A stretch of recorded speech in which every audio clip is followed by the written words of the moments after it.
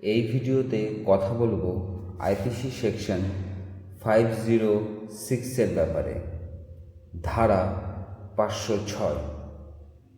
দেখুন ধারা 506 কি বলে।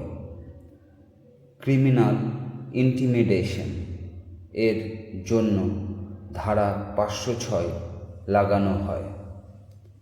ক্রিমিনাল ইন্টিমিডেশন মানে কাউকে ধমকি বা থ্রেট দেওয়া।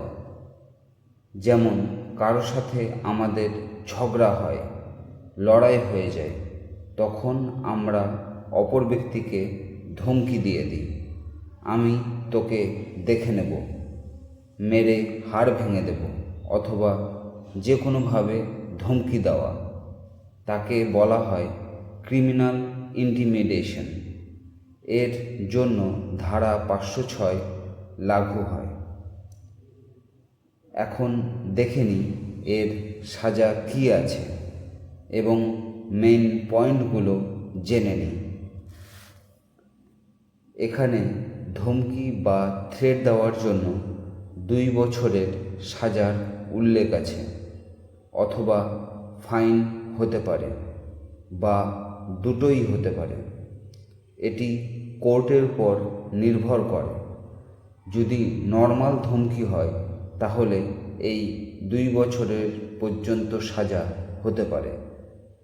যদি আপনি কাউকে সিরিয়াস ধমকি দিয়েছেন, প্রাণে মেরে ফেলার ধমকি, যেমন তোকে প্রাণে মেরে ফেলব, জিন্দা জ্বালিয়ে দেব, বা কাউকে গ্রিভিয়াস হার্ট করার ধমকি দেন, যেমন আমি তোর পা কেটে নেব, এরকম হলে এই 2 বছরের সাজা বেড়ে 7 বছর পর্যন্ত হতে পারে।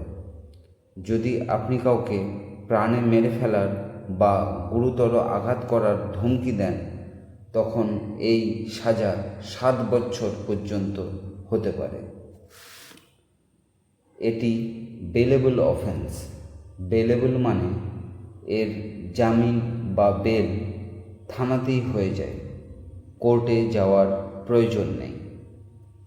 এটি নন কগনিজেবল। নন কগনিজেবল মানে পুলিশ বিনা কোনো ওয়ারেন্টে আরোপি ব্যক্তিকে গ্রেপ্তার করতে পারবে না। ওয়ারেন্টের প্রয়োজন হবে, তবেই আরোপি ব্যক্তিকে পুলিশ গ্রেপ্তার করতে পারবে। এটি কম্পাউন্ডেবল।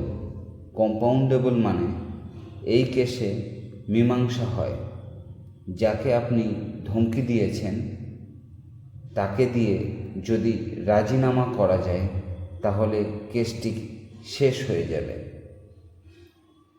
এই কেসের ট্রায়াল বা প্রসিডিং জুনিয়র ম্যাজিস্ট্রেট ফার্স্ট ক্লাসে চলে, যেটি লোয়ার কোর্ট নামে পরিচিত।